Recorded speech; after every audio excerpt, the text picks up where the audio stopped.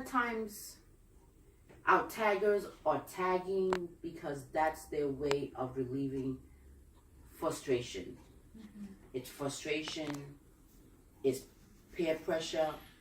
Now you have some talented taggers out there, but what we need to do as community leaders is give them the tools, positive tools, so they can redirect their tagging, their negative tagging, and put it into positive tagging.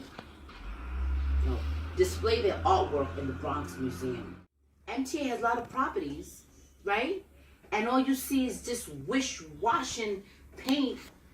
It doesn't even match up. 7, that underpath right there, if you put money aside and say, listen, instead of you tagging this property up with graffiti, we'll give you X amount of money if you can put a beautiful artwork on these 2 walls here.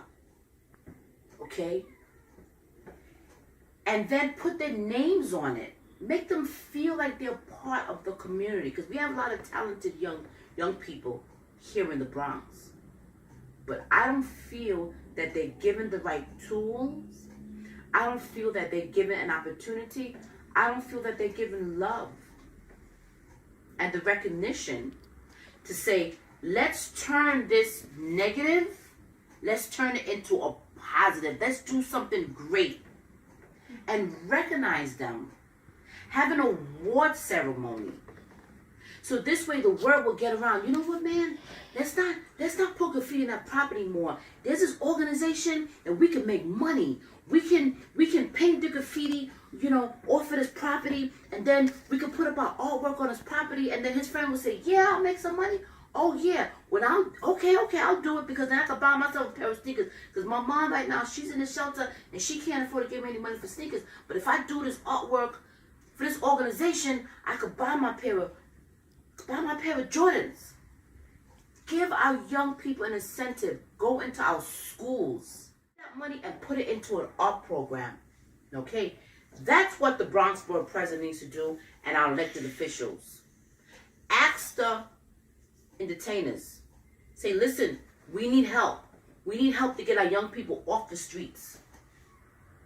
Off of drugs. We have a lot of kids right now that are in foster care. Very talented young men and women.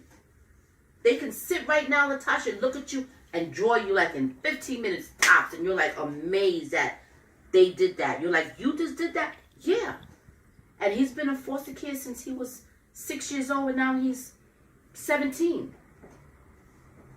And this was a teenager that used to tag, but also has a gift that he can draw. It's like unbelievable. Take that foster teen. Give him a job. Give him an incentive. Work with him and nurture him. Because that teen will turn out to be a well-productive member of society if he's given the right tools to do it, and if he's given an opportunity to do it. See, I'm advocating for our children. I'm advocating for our Black and Hispanic children. Someone needs to advocate for them. And I'm an advocate. I've always been an advocate for children. In 1998, we had a street fair for a little girl. She was killed by her mother, her grandmother. Her name is Amy Burney. That's also in the article that I've given you. So I've always been a child care advocate. And now, when I drive around, I'm seeing more and more properties are so disgusting and graffiti, and I'm saying, wow. Then when I drive into other neighborhoods, like the country club section of the Bronx, City Island, Throg's Neck, I'm like, whoa, this is the Bronx? It's a whole different world. Even Riverdale now is also being tagged as well. Oh yeah, I have an article about Riverdale as well. To contact Riverdale Press.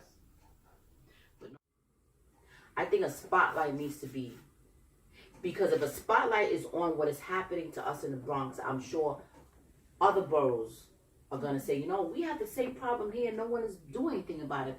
If I get together with the Guerinos and we can all do something. If I get 1,000 people to say, you know what, I don't like the graffiti, what can I do? Then the politicians will have to listen. You get it? Yeah. See, we're the only ones complaining about it. But if I have, let's say, 1,000 people putting pressure on the political leaders and saying, we don't want this anymore, put pressure, give the property owners a citation, I think that the politicians will wake up now and say, you know what, we've got to do something, because now we got 1,000 people now calling our office, complaining. They're writing letters. They're protesting in front of our office.